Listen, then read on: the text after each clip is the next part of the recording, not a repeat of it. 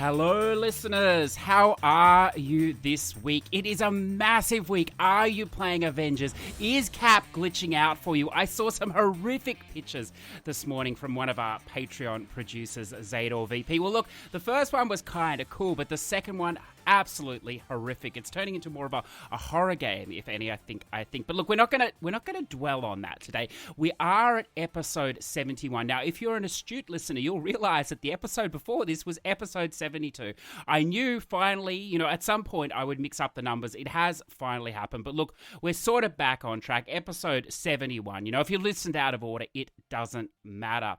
Now, it's my great privilege today to welcome a wonderful trophy hunter, a guide writer, but you can't pigeonhole him into any certain types of guides, I don't think. He writes across numerous genres. He is currently the number 5 trophy hunter in Wisconsin, and I've heard that it's a very competitive state. Look, I mean, the whole of America is very competitive. I can't keep up with any of them here. But of course, I'm talking about the wonderful Nameless 600. How are you today, sir? Good. I'm doing great. Thanks for having me. And yes, it is very competitive up here. It is. Well, look, can we start there? Because, my geography outside of Australia is, it's limited to a degree. I've never been to Wisconsin. Can you just tell me a little bit about it, if you will? What's it like living there? Trophy scene, if you will, whatever you like. Sure. So for the actual geography of it, to start with that part, if you know where Chicago is, or the state of Illinois, which is in the dead center or nearly dead center of the United States, if you know where that is, literally it's a state that's directly north. I am about 3.5 hours northwest of Chicago, and about an hour-ish from the border of Illinois. So realistically, if you know where Chicago is, you can figure out where Wisconsin is.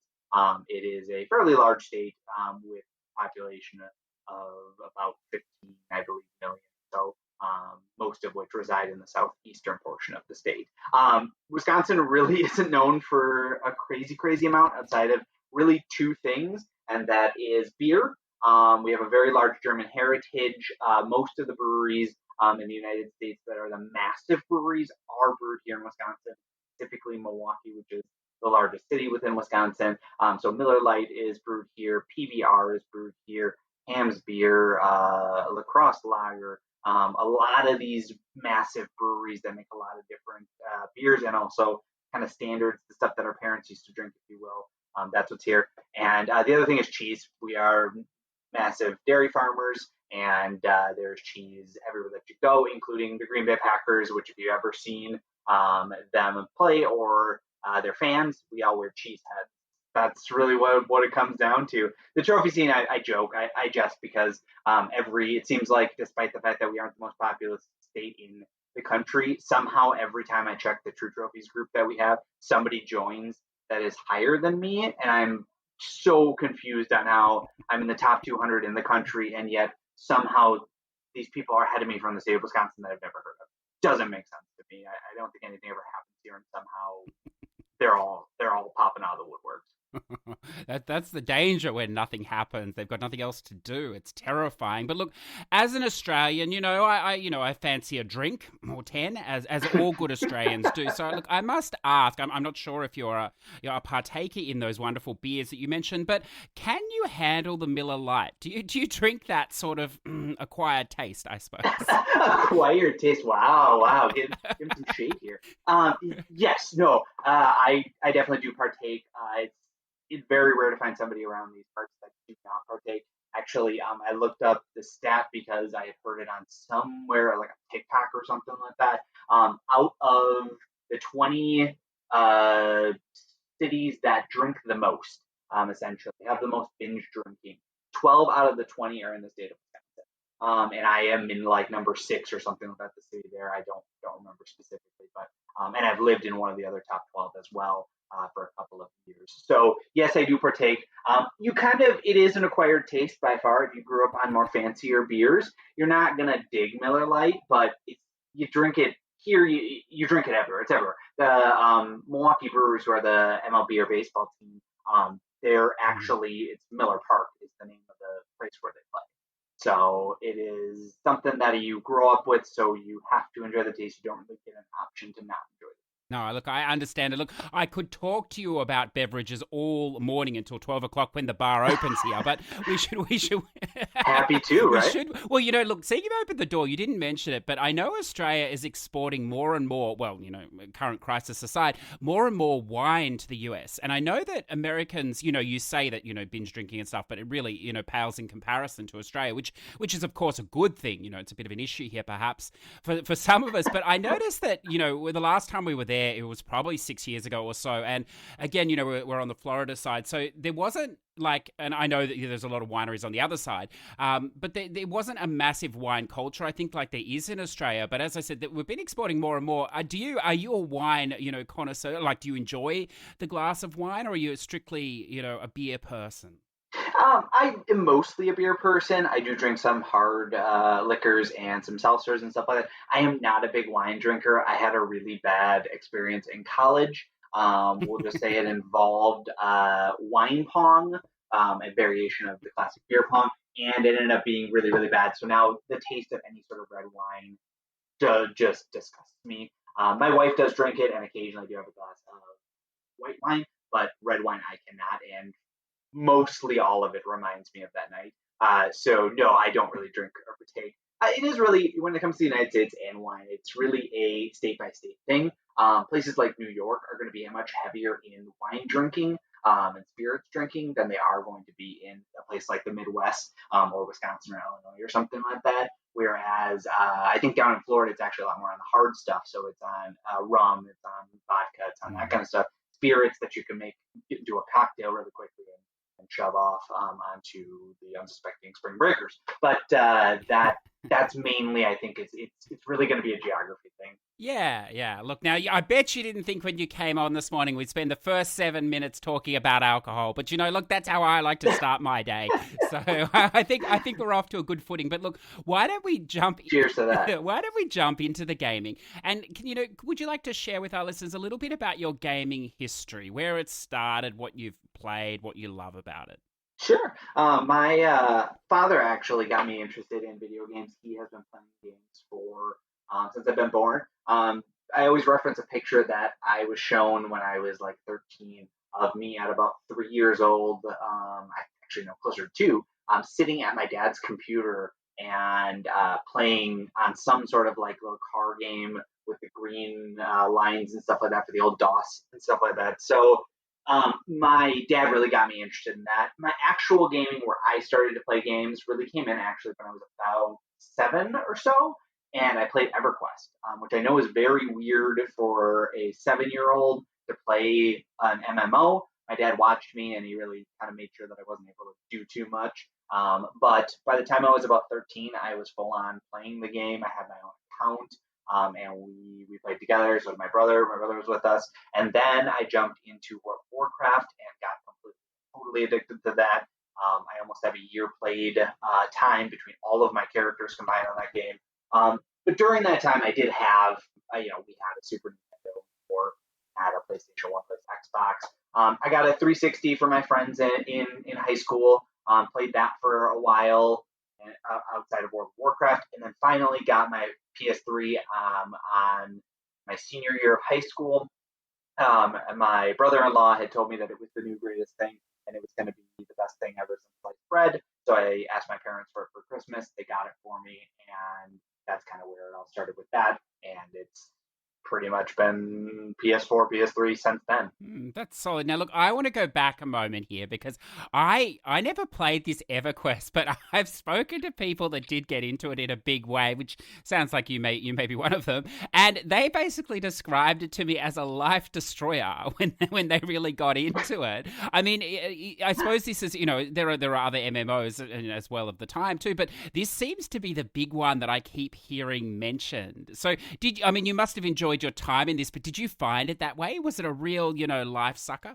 So it is and it isn't, and there's a lot of things to break down. I could probably talk about EverQuest for an entire, day if I wanted to. But they called it Evercrack at the time because it literally was so addicting. I believe the first one or two people that actually died from video game overdose, if you will, in the sense of they played for 30 hours straight and then died from a heart attack or whatever, were from EverQuest. And I know it used to destroy a lot of marriages because people would be so addicted and all that kind of stuff. I know that that was a big thing back then because this was the first time that people had ever really got their hands on something that could last this long. Any other game at the time was only going to be a few hours, or it wasn't really going to be that involved. But EverQuest really hit that because it is a game that requires probably over 300 to 400 hours, or at least at the time, I should say, 300, 400 hours of playtime in order to actually reach the max level. It had penalties for dying. It was almost entirely group based after the first 20 levels or so, and I think 60 was the max, maybe 50. And it required you to literally play nonstop in a group. It would take you a week to 2 weeks to level up, and you need to be in a group that entire time. And rating was pretty serious. It was a 5-6 hour thing. So if you really wanted to be the best at the game, get a max level character, that kind of stuff, you would have to dedicate your life essentially to it, especially during times when people are actually going to be on. So yeah, it sucked up a lot of our time. My dad, my brother, and I, as I mentioned, all played. We all had separate accounts. My dad ran a guild, and so he had met some people through that and played with them and stuff like that. I remember several nights of my mother saying that she was going to turn off the power if we all didn't get off. And it's weird to you hear that and you think, but it's a teenager that their mom did. Because when I was a teenager, my mom did it to me too still. But weird when it's actually because the dad is the one that needs to get off and tell his children too. But yeah, we played a lot of it. As a kid, there's only so much to do. So it did suck up a lot of time, but not the most in the world. Okay. I like that. Now I'm gonna lead to a question here because when I started getting into gaming, I didn't really play as a child, but I sort of got into it in my 20s or so when I was coming towards the end of university and then dropped out again, and then really not until my 30s, I suppose. But one of the things, and I'm not sure what period it must have been. It must have been somewhere in that period. It might have actually been even earlier. I dropped in on this game. You've perhaps heard of it on PC. I'm going to assume it doesn't exist anymore, but it wouldn't surprise me if it still does. And of course, it was called Second Life, which was this, Sure. alternate living experience online. And I remember playing it for not many hours, a few hours or whatever. And I was like, this is terrifying. This is a whole world here that people are living and everything else. And then it was so funny, because obviously coming up as a trophy whore, which is what I am now, these long games have never interested me. But I got into Final Fantasy 14, and at the time, a friend said, look, you want to be careful of those sort of games because people live their best lives in there. And I was like, I don't know, that's ridiculous, But look, 1,000 hours later, I can see how that happens or whatever else. But you mentioned here you play, World of Warcraft, which massive MMO as well. How do you balance that against trophy hunting? Because obviously, it's on the wonderful PC or whatever. Does it? I mean, you're completely free of achievements, or are you going for in-game achievements there? So, I guess to clarify, although I just picked it up like a week ago to see some of the last stuff before the newest expansion, called Shadowlands, comes out. I just wanted to see what was in this new expansion. So I actually don't play it anymore. As soon as I really got into trophy hunting, and more so when I went to college, I kind of gave it up. It's very hard to play PC games in college, and I hated playing any sort of PC game on a laptop. So although I did have a desktop up at college because I was one of those people, I'm a weirdo, realistically, there was no way that I was going to be able to play World of Warcraft. I had a friend who actually used to play it that I had met up there, and he said that he had tried, but the internet was so bad because of throttling and stuff that you couldn't even play it. But so I haven't actually really tried to balance that. I can tell you that with how much I do trophy hunt and now with the guide writing, there's pretty much no time for it. If I were to give up and say I'm going to play World of Warcraft 100%, I'd pretty much have to give up the trophy hunting. There is some with all of the easy peasies out there that you could definitely keep up, but that would be all that I was playing. There'd be no way. Somewhat recently, I played Persona 5 Royal. There'd be no way that I could ever play that while playing World of Warcraft. Between the daily grind of the daily quests, your guild that you do have to raid, and that's usually a few hours, and the gearing up other characters to get ready for it, or grinding the materials for potions, that kind of stuff, there's no chance that it would ever be able to happen. And yes, I did go for achievements in World of Warcraft the times that I played. Not crazy, but definitely, and more so actually when I played StarCraft. That I played for a while as well, and was Diamond League in that online. That was probably the one competitive game that I really played. And when I played that, I did go for all of the campaign achievements that I did. Yeah. Okay, that's cool. That's cool. Now, look, we've opened the door on it, so I'd like to ask you because you've referred to trophy hunting here, and you like to partake, which is it's a valid hobby, sir. I'm told. So, but what I see here is like look, I don't want to be offensive, but I don't think you're a completionist. I think that's fair to say. No. You have a very acceptable completion rate of 65%, which I can endorse. But you also seem to play a wide array of games. So you're not just playing the spam, you're playing all sorts of things. So do you have on the consoles now, I suppose, away from the MMOs, do you have a favorite genre of game or?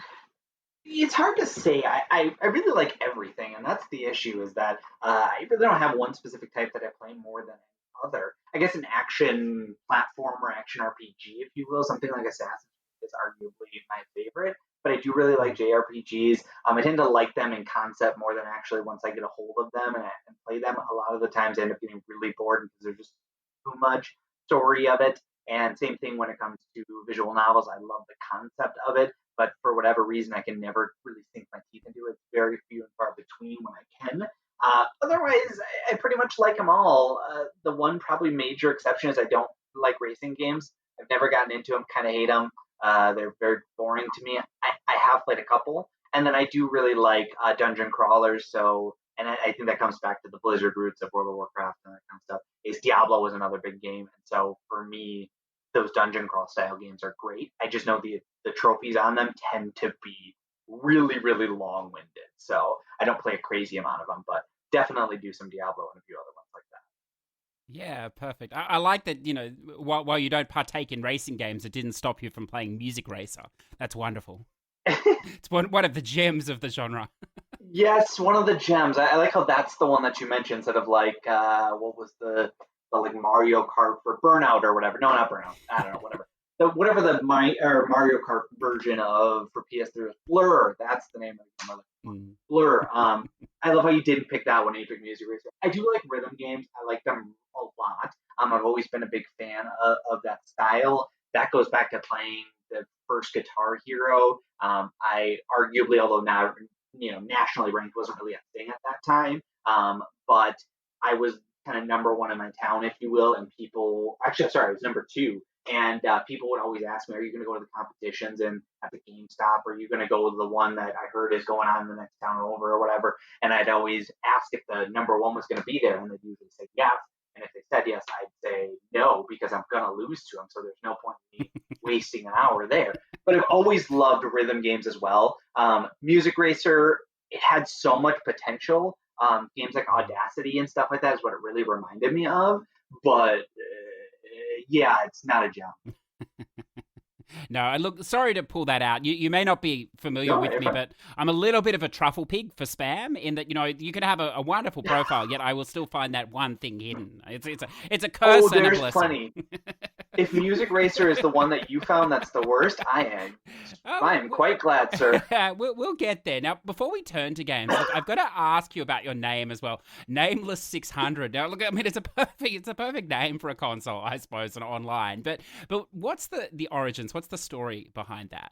Yeah, so actually, it's weird. I've been Nameless 600 for probably, oh God, how old am I? Probably since I was about 12, so about 15 years. I have had the name Nameless 600, and what it all came down to was an old friend of mine, a guy named Alec, and I know Alec will probably never listen to this, but if Alec, if you're listening, I don't know if you remember this, but I clearly do. We had to create a email in order to play some game online. I think it was America's Army, but I'm not quite sure. We had to have an email, and we couldn't think of a name. What should it be? And we sat there, and we're 12, 13-year-olds, and so we can't think of anything. Everything's either taken or whatever. So I said, you know what? Nameless, because we don't have a name. And he goes, yeah, okay, yeah, Nameless, that's fine. Well, Nameless is obviously taken, so we added some random numbers and ended up 600 was the one that worked. And so I became Nameless 600. I tried to change it a couple times. I was trying to go for something for a while back. That was probably when I was 18 or so, trying to be edgy or something. But it's never stuck. I have always gone back to Nameless 600. That's me. That will always be me. Yeah, I like that. I like that continuity as well. I mean, it's so funny. The more I do this and the more I speak to people, when they have any sort of number beside their name, like 99% of the time, it's just a random number. There's no point behind the number itself, but the name has the history. So yeah, that's wonderful. I like that. And I like that it's, I think, like, I know we can change our name and stuff like this now on the consoles or whatever else. And, Xbox, you can change it every day if you want to give them money. It's not a problem. But and Sony now has this feature, I understand as well. But I mean, when you're changing your name, you're also sort of losing your record a little bit, aren't you? I know it all links up, but it's sort of it's a consistent thread, I think, in this digital world. For sure. And that's really what it comes down to is I can Google Nameless 600 and find stuff from when I was 14 or so. And yeah, I probably want to get rid of those things because I was 14. But realistically, it's part of my history. It's part of who I am. And it describes to people, if you really wanted to see the full history of me, that's really important those days as well. So I don't really want to change my name anymore. You mentioned, by the way, the PS4 changing name. It is a thing that you can do. I know that because my wife has an account on our PS4, and she decided to be funny. She was going to name herself X Gamer Girl 69420 X. That is her actual name on PSN. Feel free to add her. And she wanted to change her name to that to be funny. But she doesn't have a record like that. She has never been really into games or anything like that. So her name was her PSN name was literally just her name prior. Does she now look what I have to encourage her? I'm sure she has no interest in these games, much like me. But one of the wonderful things about having a little bit of an out there name, and hers is a little more edgy than mine, is when you play something like a Call of Duty or a Breakpoint, and you get into the multiplayer parties, and it's going not well usually if I'm playing, and then the other people are trying to pronounce the name and the jokes they make around your name. So look, I think it'd be fantastic for her there. But look, yes, I'm sure they will be great. I think that's the whole point is she wants the reaction of. That's cool. She thinks it's funny and not even just to be an edgelord like online, but it is even when she just says it to somebody, to her friends or something like that. Oh yeah, my PSN's X Gamer Girl 69. Yeah. 420. And you go, what, really? So she wants the reaction. I mean, it is fun. Yeah, that's cool. I like it. So look, why don't we jump into some games now? There's a couple of games we might talk about a little bit later when we, talk about the guides you've written as well. So what if we just maybe focus on a couple that you might like to throw out to share that, either you haven't written the guide for yet or you just like to talk about, I suppose. Sure. I mean, I guess I've been playing a lot of different stuff. As you mentioned, I'm definitely not a completionist. Nowhere near. 65% is coming from, and I'm looking at here, 997 total games played, and only 503 of them completed. I do not like to be a completionist. I play what I want and for how long I want, really. I have the financial means to be able to pay for pretty much anything that I need or want. So if I feel like playing it, I'll just go ahead and buy it and continue to play it. But really what I've actually really been focused on was there have been a couple of games. I just finished up Persona 5 Royal. That is arguably ever. It is the GOAT. That is, it is a wonderful game, and I recommend everybody play, if not at least just Persona 5.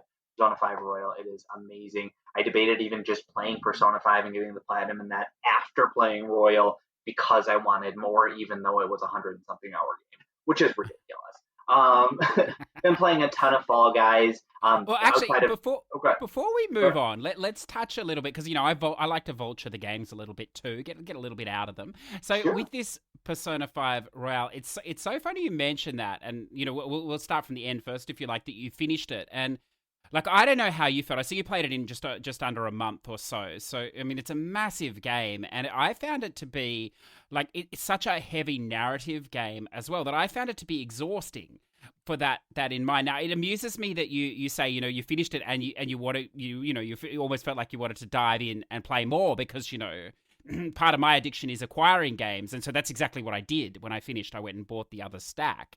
I'm not sure when I'll get to it, but that's not the point. But what I felt was, and I suppose we have to be careful because of spoilers, but with the Royal Edition, there is a whole new section added on to the end of the game. Yeah. And like, I'm just interested. I know we have to be vague here, but did you enjoy the final section, or did you sort of feel that where it got finished it to that point was enough for you? I think I can't 100% say because I didn't play Persona 5, the regular one, and I've only Ah, seen about halfway through the anime, which I've heard is pretty much the story of Persona 5. I'm only about mm, halfway through that. So I can't 100% comment on that. Now, I will say I didn't mind how it ended. I think they did a good job. It seemed like it was a little bit of a jump at the end from we all live in a big old happy family to suddenly things happen. And it seemed like it was quite a big jump at the end of the night. Sorry, I was realizing I was about to spoiler, and so I proceeded to check myself.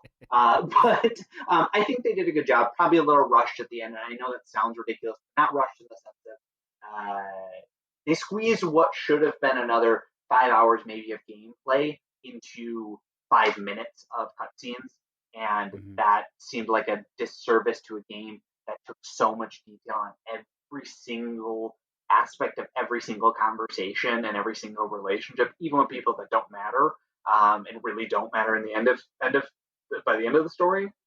To condense it into 5-10 minutes of reading is almost a disservice.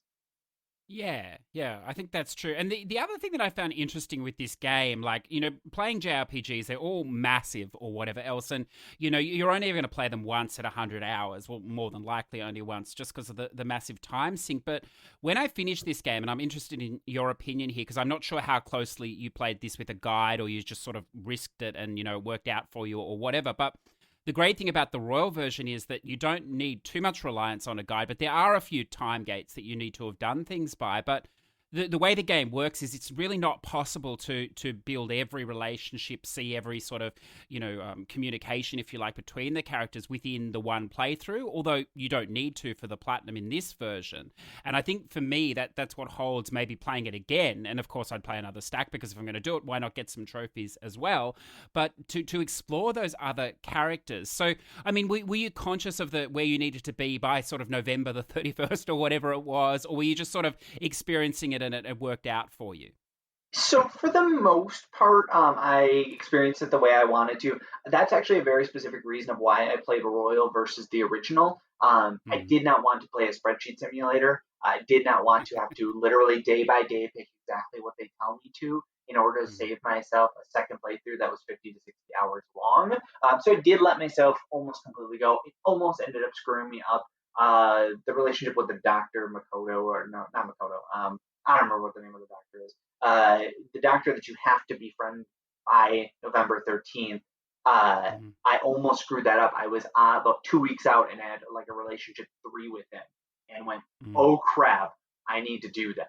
And so I spent literally 2 weeks straight with him. I hope to God he was sick of me by that point. But spent 2 weeks straight with him, talking to almost nobody else during that time.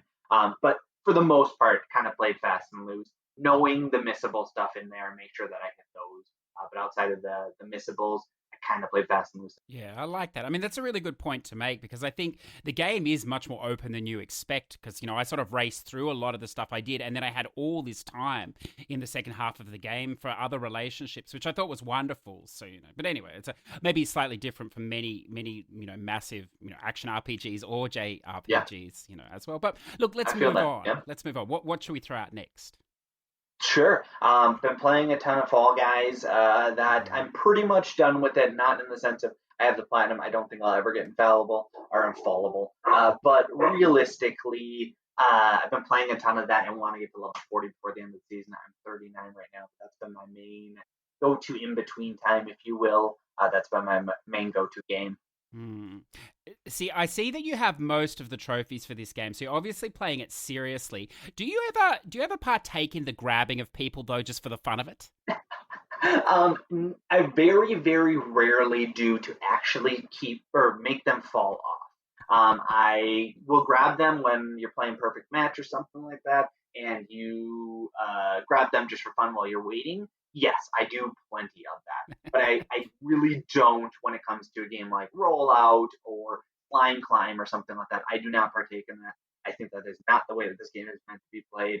For whatever reason, it is the most feels like it should be the most friendly competition game ever on the planet, and I Yes. want to keep it that way. It is sacred.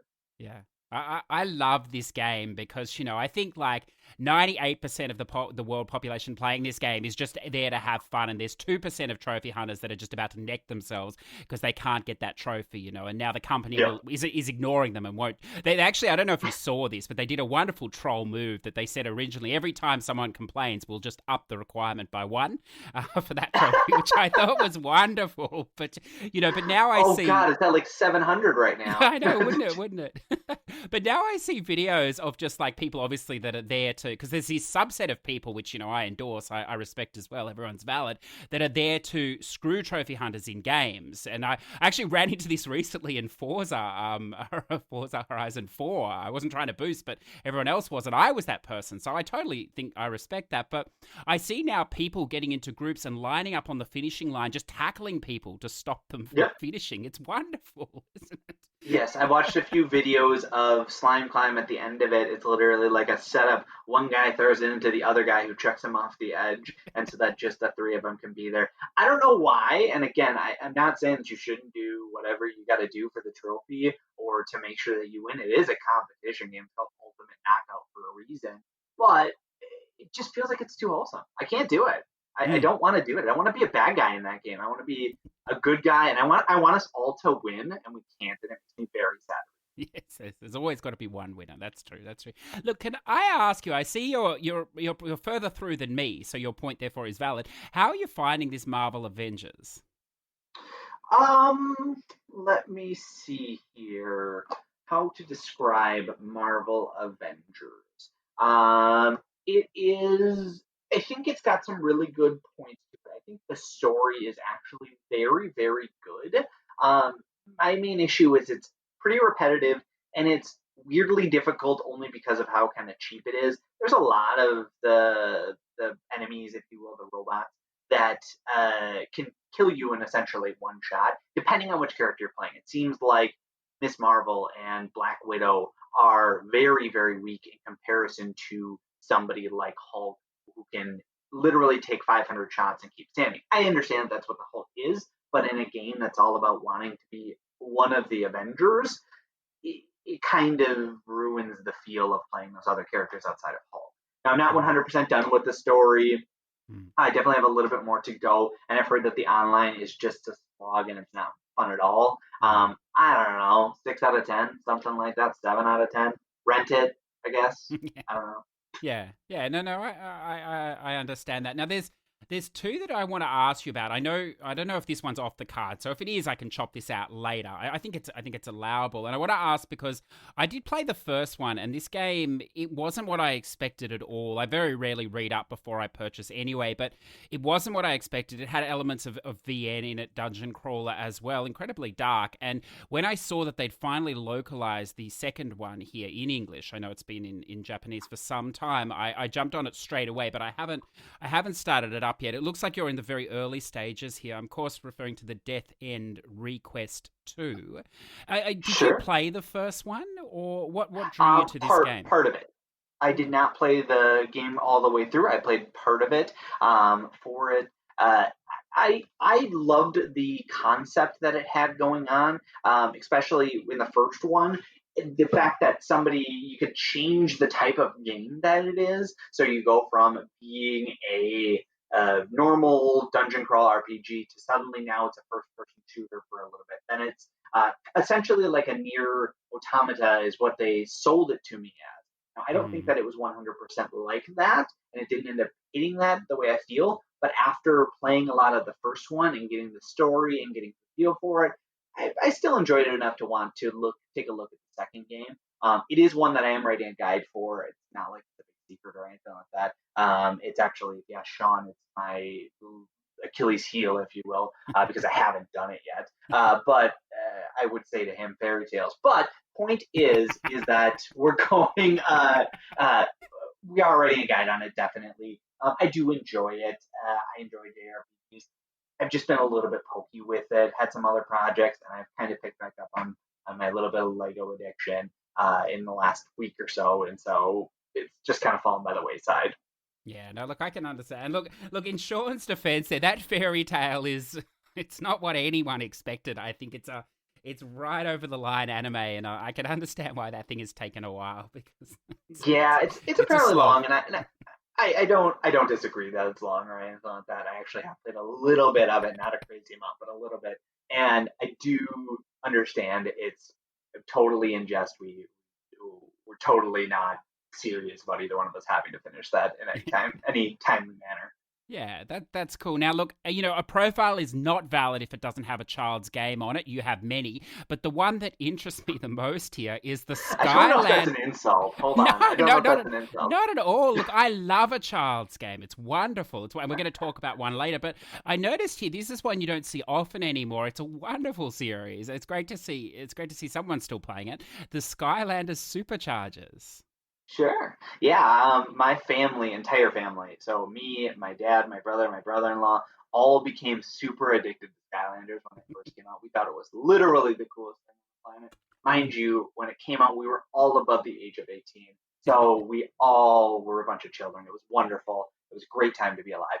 Point Mm. is that we bought way too many of them, essentially. All of us bought individual packs, and then we kind of brought them all together. And it's a great game to play with a spouse or with a kid or something like that. And so one day I just said to my wife, "Hey, we never actually finished up with the entire Skylander series. We were still missing Supercharge and whatever the new one's called. I don't know, Imaginators. Mm. We haven't finished those, so why don't we go back and finish those?" So we ended up playing all the way through Superchargers. I got the platinum in it, and eventually we'll do Imaginators. Yeah, that's cool. Imaginators is okay, but I think those older ones are they're fantastic. Yeah, they're really Oh special. yes. And what I loved about that series was obviously coming in late to it. I'd never played any of these on the PS3, and I got into never really played any Toys for Life games, and I got into Lego Dimensions. And in Australia at the time, those figures well they were hard to come by to start with, and they were quite pricey. But you could get the Oh yeah. Skylanders because it was old. They were like throwing them away almost those figures here, so it was wonderful. To jump into that series first and then, slowly Yeah. progress to Lego. Now, that was a wonderful segue because I also know you like a Lego game. No, I hate Lego games. They're the worst games on the planet. Well, look, that's what I feel as well. Well, hold on. No, actually, now I'm not quite sure if that was serious. So now we got to have a discussion. No, yes, I love Lego games. I actually have every single platinum for Lego games that is out there. At least one stack of them. I am working on the stacks for the ones for PS4, for PS3, the ones I have for PS3, PS4, so on and so forth. Lego DC 4 stacks for it or whatever. I am working on those, but I do at least have one plat for every single version of every single Lego game. So Vita, a PS3 or PS4, and for Dimensions, PS3. No, PS4, I believe. Yeah, perfect. So, look, I must ask here. This is a very important question. It always riles our Discord up. In a fever. Lego Rock Band. Would you classify that as a Lego game? No, I would not call it a Lego game. I think that a Lego game has a very specific formula, and even something like Lego the Movie 2 arguably isn't even a Lego game. It is so dramatically different than what a Lego game is. They're their own subcategory, essentially, of Lego spin offs, if you will, which I know sounds very weird. It's not a series, but that Lego Worlds, the movie 2, I would put in that category, those kind of things, they're not the Lego formula. There is a formula to this. It's been done enough times. I've played it enough times. That is what makes a Lego game. And sorry there, Patreon producer Zador. I just got cut off for a minute, but I'm pretty sure that Nameless, just confirmed that Lego Rock Band is a Lego game. So you do not have the series complete yet, sir. I'm sorry about that. No. First off, I do have the Lego Rock Band Platinum, unless that was specifically to a Patreon supporter. Oh, you do have it. Well, congratulations. Yes.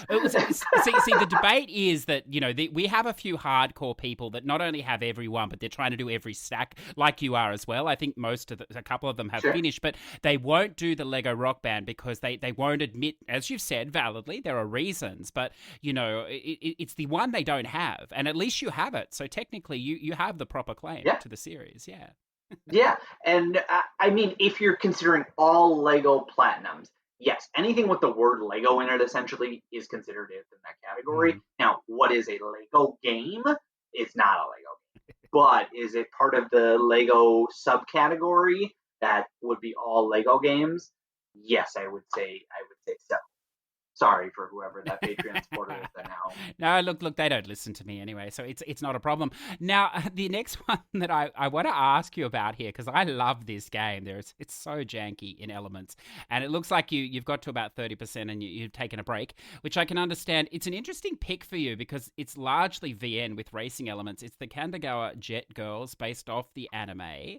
How did this come across you? Is this because you got suckered into doing the guide, or is this something you wanted to play? It's a racing game, it's anime, and it's a VN. It doesn't sound like it's your style of game. So it is not one that I'm doing. It's actually one that Sean is doing a guide on. I believe he is essentially done with it. I know he was finishing up with a few of the arcs, but realistically, he is essentially done with it. So I am not writing a guide. I actually love the developer, but the developer Xseed, who makes the Samurai and Kagura games and stuff like that. They're one of my favorite developers, so that is why I did purchase it right away.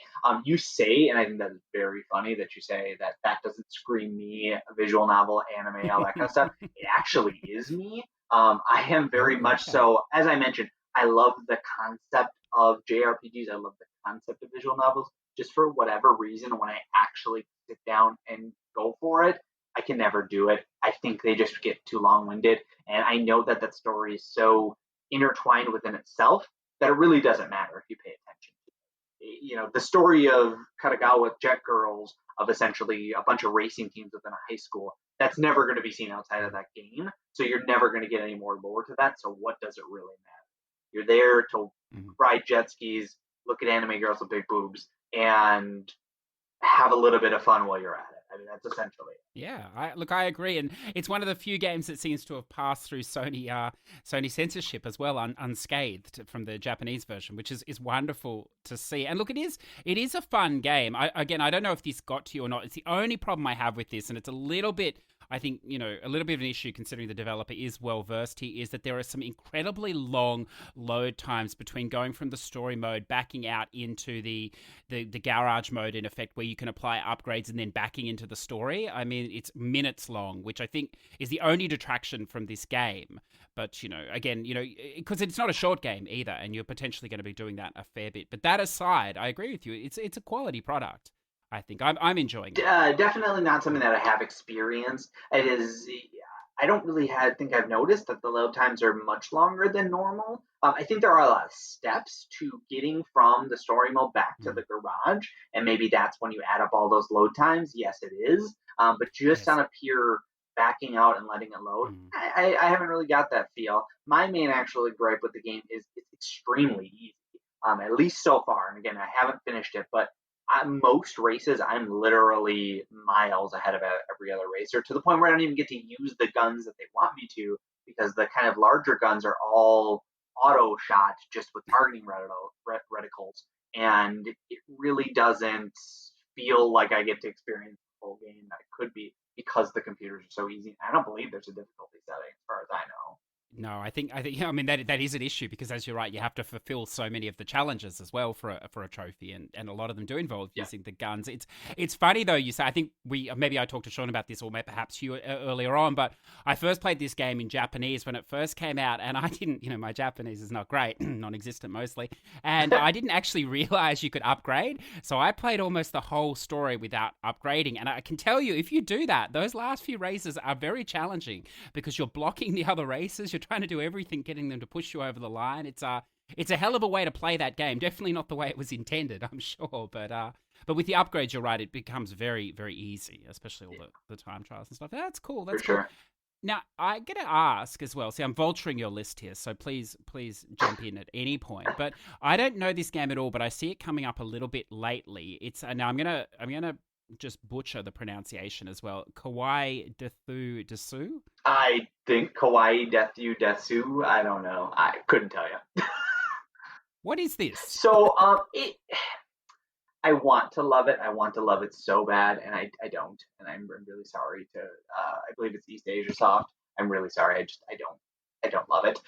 Basically, what it is you're essentially a chibi anime girl who is giving a rock concert. So the different characters, like one's a rapper, one's a cutesy kawaii singer, one's like a sultry singer, that kind of stuff. And again, they're all in anime voices, of course. But basically, you're standing on a rock stage and giving a concert, and rabid fans are coming from each side of you. You have to kill them in order to get their souls to level up your character and become a better singer.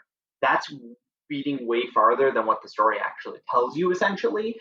Realistically, you're just a little chibi anime girl who's smacking people on both sides of them with various different characters like monsters, zombies, that kind of stuff. And that's really all the game is. Its story is very light. It's very simplistic. And it has some issues when it comes to trophies in terms of popping. And it's very, very grindy, especially at the end. Okay, no, that's fair enough. It seems like a low percentage, therefore it may require some skill as well, so I'll probably avoid that. Very little skill. A little bit you do to complete all of the songs or whatever, unlocked and listen to all music in KDB.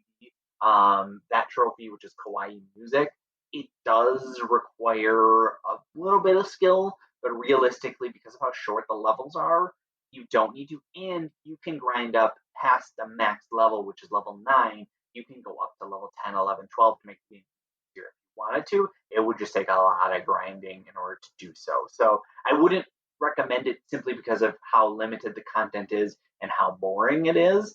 But difficulty-wise, it's actually not that bad. It just requires a long grind. That's why the percentage is lower for an easy peasy game.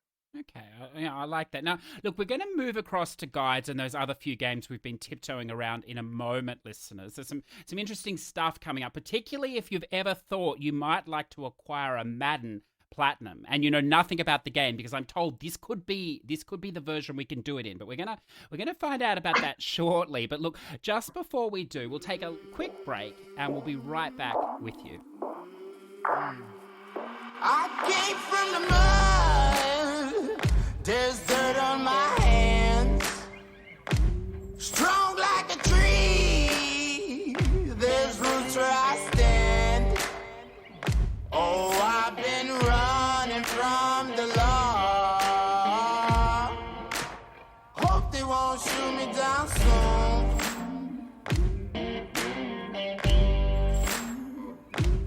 They sing on a sleepless night. Try to catch me howling at the moon.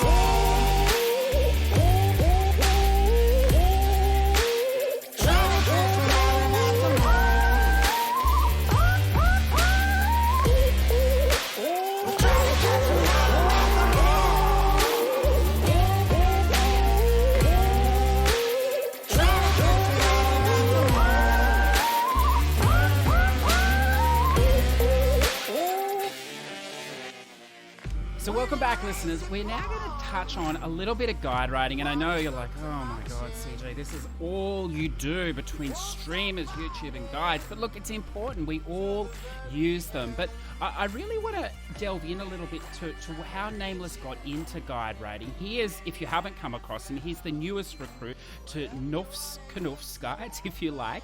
I've said many pronunciations, but you know what I mean there with that site. And he's an interesting addition, I think, because we know that site obviously because of the VN guides. We know that site through the games that Mick writes as well, racing games as well. You've got Pete over there as well that's writing some wonderful games that I think go under the radar. I'm always interested in his guide writing, but now you've brought on this Nameless dude here, and he's just thrown the mix up because I don't know how to categorize him. He does some arcadey stuff. He's now done a sports game. He's doing all sorts of things. So basically, I suppose what I want to know, Nameless, is how you got started and why you chose to write guides, I suppose.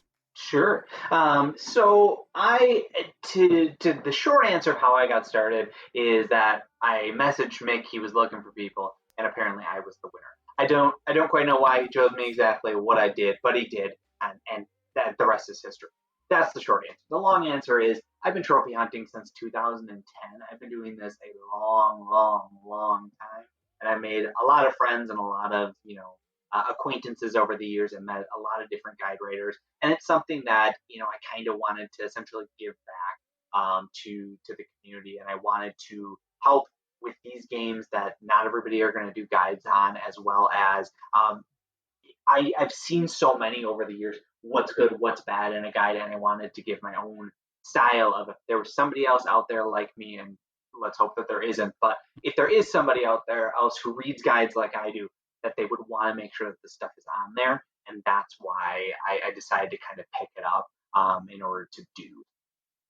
Yeah, I like that. See, I feel that's the proper answer. When I had Mick on, I was expecting a similar answer, but his answer was, well, you get free games. And he mentioned that many times, in fact, which I found amusing, but it does beg the difference, because it sounds like we're in a similar position, and you've said so earlier too, that if you want a game, you'll just go and buy it and you'll play it. So therefore, when you're a guide writer, which terrifies me, it's not as simple as, well, I'm just going to play whatever I want, because you do have to play certain games, obviously, to write the guides for it. So how does that sort of work for you? Do you request certain things, or is it just a piecemeal thing and you just have to just sort of do what you have to do, I suppose? Yeah, so we about once a week, we do have a Discord. Obviously, that's a channel or a Discord just for us that we can talk through and work through guides together, and request codes and do PR and yada yada yada. We have a Discord channel for that. So once a week, Sean basically comes on. He goes through the gaming news and posts, here are some new games.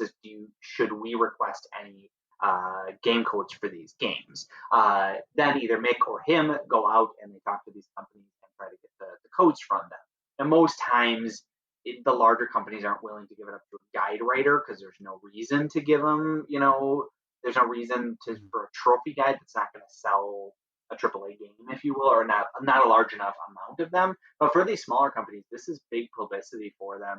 I know that the Sushi Breaker or whatever, I don't remember the exact name of the game, but some sushi game that just came out, the developer is now actually asking Mick a few questions about how to do some of this stuff, because he has no idea what he's doing with it and wants to get into it, because he knows that helps sell his game by having these guides on the internet. So it is something that we do go out and seek games that we want. However, for me personally, I do want to write the games that I want to write, or write the guides that I want to write for the games that I want to write for. Madden 21, I went out and paid for myself, as well as Fall Guys is a PS Plus game, so we didn't have to request a code for that.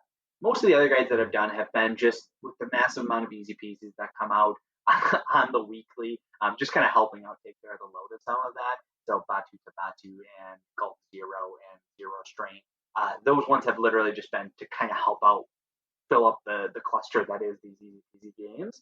But realistically, as I continue on, it's going to be on games that I want to write for. I've debated some for Avengers, doing one for the Avengers. I debated doing some Lego ones in the future. Games that I want to, not specifically ones that we need to, or for the games that I'm kind of told to. There's a place for those, and that's why I've been doing one like Gulf Zero.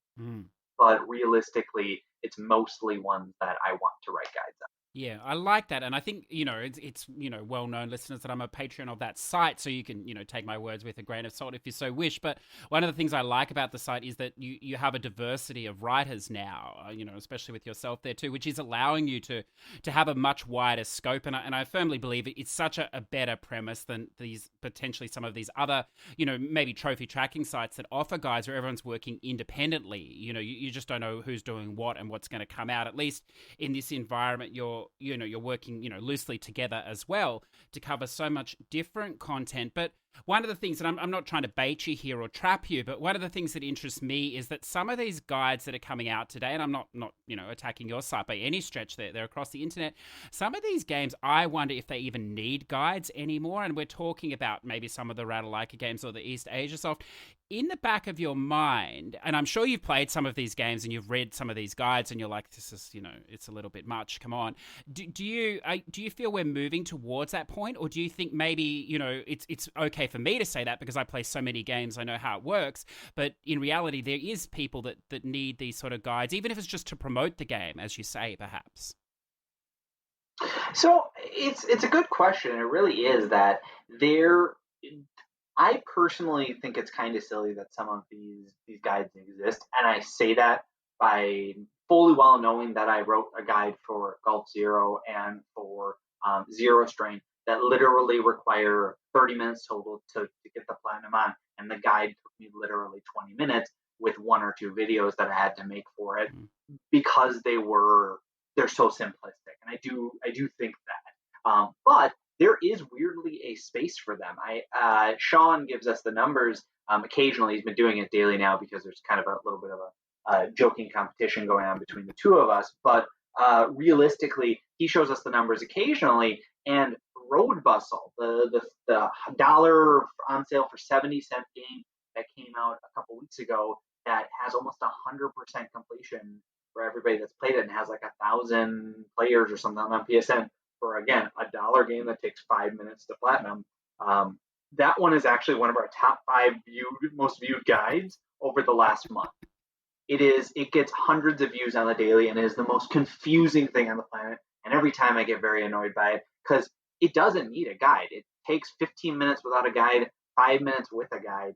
You don't need to, but for some reason, people like them. People like to have them. And maybe it's just the making sure that there's not missable. Maybe it's, I don't really want to play this game for 15 minutes. I'd rather play it for 3. So I'll spend the other 10 minutes trying to find a guide to make it even easier for me. I'm not sure the answer to why, but I can tell you that there is a want for these guides. There are even these ones that my first one, for example, Steam Tactics that I wrote, it has 500 to 600 views on it, been out for only about a month and a half, and it doesn't sound like a crazy amount, but if you think about how simplistic the game is now, it really doesn't need a guide. It's one of those games. 700 people looking at it is nothing to scoff at. And if that means that 700 people have bought it, and maybe they did because they knew it was only an hour-long platinum, maybe that helped the sales for it. I'm not sure. Yeah, I think it's an interesting point because, I mean, as you say, like, across YouTube as well, those are the guides, and walkthroughs that are just, peaking the numbers or whatever. And I wonder, perhaps some of it is tied up in actually discovering the game because, it's a $1 game or whatever. But unless you're on the store, frequently across the week, these games do disappear because there's so many games coming out, every day that, you get a week behind, you may not go to the third page and see it. So I am valid and, conscious that there is perhaps that as well. But then we get to something like Madden, and why don't we go to that? Now, this is a game that, if I'm going to platinum, I'm going to need a guide. There's no question about it because I really don't understand the game, and I'm not versed in American football. So a guide like this, you've written it in such a way, I think, that it makes the game platinumable by someone that doesn't know the sport. You've even put up, some tips there, a video on basics of the game as well. So with something like this, and yes, I know you're writing a guide, you're helping us get the trophies, but is it sort of a passion project as well to sell a game like this and I know it sells to a massive group, but maybe to make it more accessible to people like myself that are outside of America that don't follow the game? Yeah. In terms of the passion project part, I want to say this 100% with a grain of salt because Madden 21 is arguably the worst Madden out of any Madden almost ever.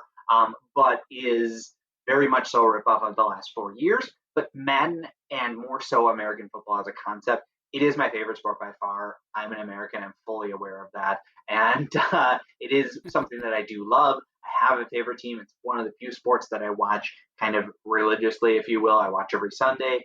It is something that I do love. So to be able to spread that over to countries outside the United States, I'm happy to do so. And I'm not naive. I'm not nationalistic, if you will, enough. And I know that's probably not the right word, but enough to realize that American football is not known very well outside of America. So if I'm going to write a guide, it needs to be to people that may not understand the sport of football. Everybody knows the sport of European football, or I guess real football, if you will, or soccer for us Americans.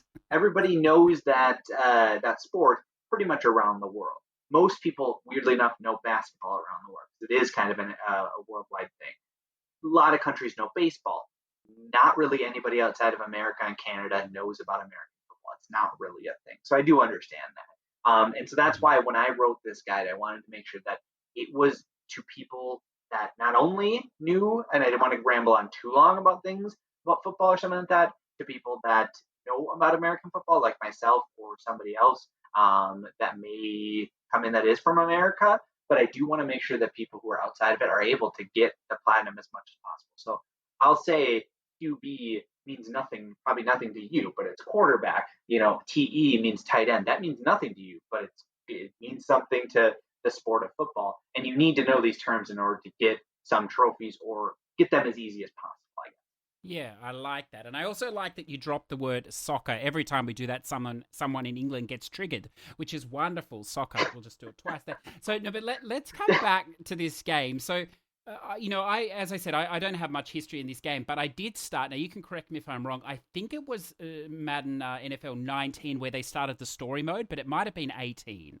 It was one of those two anyway, where they had this, they started packaging a story mode in with it. And that's where I started. And I really liked it because, as I said, my extent of knowledge is really from the Friday Night Lights TV series, which was wonderful or whatever. But it was more about the drama and less about the actual plays, I think, and how the game works. Which, the high school football players, yeah. Yeah. But, it's a wonderful experience for those that's outside of the game or whatever else. And then coming in and having that first story mode or whatever, I thought was really good. Now, I have not finished this story mode in the current one in 21, but as you said, it's perhaps the weakest of the Madden games. But and I couldn't finish the one last year because I couldn't figure out the plays later on in the story. But even to me, it seems a little cringeworthy, which, look, I love cheese factor. But is it getting to that stage, do you think? And why does a Madden game have a story mode, do you think? Do you like it?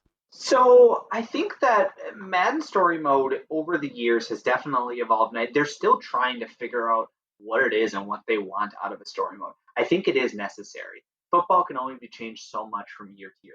Physically not enough that you can do to this game. You could change some of the graphics, and it's not to slap at anybody who thinks that this game is bad because it hasn't changed or anything like that. It really does need to upgrade in some way, whether that's through graphics, whether that's play control, whether that's through player editing, whether that be through game modes. I don't know the answer to that question. I don't work for EA and I don't make the $1 million to answer that question, but it needs to evolve somehow. And the most logical step is story mode. I think they're still trying to figure out what should that story mode look like. The short and easy answer is kind of create a player, bring them up through the ranks, and get them to be an all-star. And that's what this year and last year's were. They had the long shot. And although the first iteration of it, Long Shot 1 or whatever, and I don't remember the names of them, but Long Shot 1, that was very, very cringeworthy, and holy crap, that was bad. The second one, though, I think had a lot of heartfelt moments, kind of where they should be going. They should be creating these stories about a player and how they go through and figure out how that looks. But even with that, there's only so much you can do. A player is going to play through high school, then they're going to play through college. They're likely going to win the national championship for college or NCAA football. And then they're going to get in. And then what are they going to do once they're in the NFL? Well, more than likely, they're going to struggle somehow. Is it an injury? Is it being traded? Is it being benched for a better player? And all of these have already, in the 4 or so years that Madden has had a story mode, these are already things that they've gone through. So there's only so much you can do with this game and with this world and the sport. So I think that it is the logical step. I just don't know where to continue from here. This year, it's an okay, interesting story for the first half. It's kind of dumb once you reach the college portion. And I mentioned in my guide that there is a point in college, and it's just absolutely silly. You win the national championship for your team, and it's not a big spoiler. That was going to happen. You win the national championship for your college team, and the coach comes to you at the end of the year and says, "We're going to bench you for the other guy." Why? You would never see that. That would never make sense. Your guy won you the national championship, and you're like, "Nah, send him off. I don't need him." And then you can enter the NFL draft. But there's kind of an ending to that where it doesn't really start, where the story mode kind of falls apart, and then it turns into a very cheesy, very quick running, no more voice to acting, very quick decisions that really don't mean anything, and that's where the story mode kind of falls apart in this year's edition. And a lot of times where it does fall apart is once you get them into the NFL, there isn't much room for you to go. Yeah. Okay. That's it. Or maybe I'm closer to the end of the story mode than I realized then. That's interesting. I think what I'm holding out for, perhaps maybe perhaps once they discover their direction in 22 or whatever, we'll just see Eric Taylor there back, and he can finally finish that 8th season or 7th season without those actors' strikes. And I think it was writers' strikes in America that destroyed that mini final season. But you can see I'm still tender about that. It was tragic. But maybe he can come back in this series. But for whatever reason, I quite like that story mode in there. Perhaps because you're spoon fed a little bit as well. Now, what I want to ask then is there does seem to be quite a few trophies tied up in this, but then of course you do have to play the game as well later on. You can't get everything there. One of the things that I'm sure this is common knowledge for anyone that trophy hunts these sort of games, but I didn't know this and I was kind of surprised, is that you recommend here you've set up a team or whatever that people can download, which then, and I don't mean to cause any offense here, can perhaps cheese some of the trophies or whatever else. This is standard practice, is it, for these sort of games? Yes, 110%. This is standard practice. It's a mix between making it easier to get the trophies, and I think this is any sports fan. You want your team to be the absolute best in the world, and you want to be able to have them. You want your team to be able to win every single game. For some people, that's bringing them up from the bottom and taking them from a team like currently the Jacksonville Jaguars, someone who really, and sorry to everybody from Jacksonville, or the 5 fans that they have, but taking them from the bottom all the way up to the top in an okay or correct manner. For other people, that's let's put them all to 99 and let's go through and stomp every team 100-0. It'll be fun. And I know for a lot of people that is the case. And the other reason why this is standard practice is these teams, they want to be as updated and as realistic as possible for some people, for American sports fans. So they'll change the numbers on stats on players to make them for what they feel or the community feels is the correct rating for these players. And then it's as the end of the season comes around, there's going to be college, kids that are about to enter the draft. And so they're going to want to put them in early. So they're going to set up these players and create stats for them and give them names. I know that was always a big thing in college. The college NCAA games, so NCAA football and NCAA basketball, is literally you download the roster names because they're college kids, could be under the age of 18, and they're under contract by the NCAA, that you cannot use their real names. So people would make these teams, these 20-plus roster teams, or in football's case, 52-plus player teams, change all of their names and then upload it to the system so somebody else could download it and say, yes, this is the real, in my case, Wisconsin Badgers, or this is the real Atlanta Falcons. This is what they really should be in terms of these stats. And it is 100% common practice in Madden. The Madden community is downloadable rosters, whether that be 99 overall teams or not. There's hundreds out there. Okay, no, that makes sense. I can understand that. Now, one of the wonderful things for trophy hunters, and I should preface if you haven't come across this game or this guide yet, you've put here Nameless that you think it can be done within 5 to 7 hours, and it's a 2 out of 10, which seems, for these type of sports games, that seems very low and potentially very easy, which is wonderful. But obviously these games, and this is the darker side of trophy hunting, I'm sure you've never considered this, you're a fan of the game, you don't partake in this sort of thing, but these sort of games, perhaps not this one, although it may turn out this way, because they're bought by millions of people that couldn't give a rat's ass about trophies, the percentages become very rare, perhaps even ultra rare for games that may not be as tough as some of the other games. So a lot of people like to play these games for ultra rare trophies. Do you think, though, this one is such considerably easier than the others that wouldn't be the case with this one? Yeah, I think that is likely going to be the case. There aren't as many normies, if you will, that have purchased the game because, again, it's being review bombed. It's had issues in terms of the media. It's had issues for all this stuff because of it is, again, arguably the worst of the series in a long time. And so people are not buying it en masse, if you will. And then there is the aspect of, yes, it is significantly easier, very limited online, very limited other things that you need to do outside of the story mode and a few kind of standard Madden trophies that I think those people that are going to play it, and people like you that don't know American football, you're able to pick it up and still able to get the platinum without having to have a working knowledge of the sport of American football. So I think the percentage is going to be higher. I don't know. Maybe it'll be still ultra rare. It's impossible to say because not every Madden is, or at least not every Madden since 17, which is when they kind of started to become a little bit easier, is rare or is ultra rare, but it's unlikely to be, I would argue. I think if you look back to like 18, 19, that are still decently difficult, but still fairly easy and had the en masse buying or in mass buying, I think that is going to be your ultra rares. And I think that is the case. Okay, good. Well, with that all in mind, and it's easier, is there one trophy in here, or one or two that are potentially difficult, or are they all easy? I mean, is there one here you'd put some tips out for, or to watch out for specifically, or? Yeah. So realistically, the only three that are going to cause you any amount of difficulty is going to be one called Comeback City, and Comeback City is for being down by 17 points and in half, and then coming back to win. There is a way to essentially cheese it outside of just downloading a 99 overall team and playing on easy. Even if you did that, if you don't really understand the sport of football and understand how to play effectively and what plays do and how to execute these plays, it can still be a little bit difficult. If you don't know what you're doing on defense and you pull a defender off, even an easy computer is going to be able to figure it out and score a touchdown on you easily, and that can cause some issues.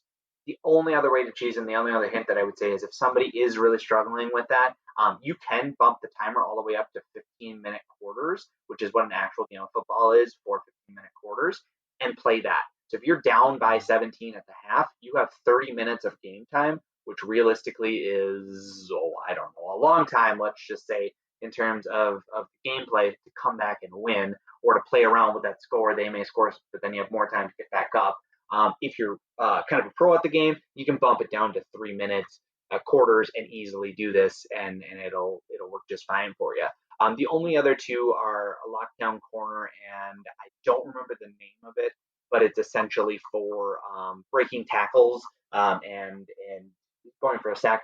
Unblockable is the name of it. And basically, both of those require you to do very specific things that the game doesn't 100% of the time give you. So the unbreakable for creating moves, essentially, you're trying to avoid explaining the whole game of football, but on defense, when you're going to sack the quarterback, you need to break through the offensive line, and by doing that, you can hit one of the right arrows. Well, it's all based around a stat. It's going to be like a roll of a dice. If you roll a 6 and he rolls a 5, you're going to break that tackle and kind of shut off of them or pull off of them and be able to get to the quarterback faster. Well, there's 4 other players doing the same thing, computer players doing the same thing, and B, it's a completely random aspect of that it might actually happen, and C, you need to stack the quarterback over to a tackle for loss, which tackle for loss is going to be very rare, and sacking the quarterback, if he throws the ball away or something like that, you're not going to be able to get that. So it can cause a lot of frustration, but if you have 2 controllers, you can avoid most of that frustration.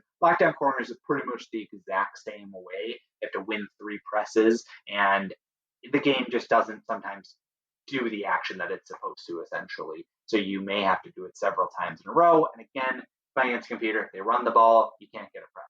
If they pass the ball too quickly, you can't get a press. If they never throw the ball away, you can't get a press. There's all these things that could happen, essentially, with it. And so it becomes a very frustrating throw. Mm-hmm.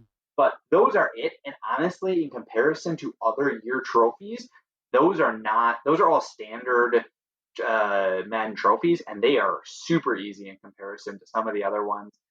One that I mentioned in the guide right at the beginning is called Triple Crown, which is for getting a tackle for loss.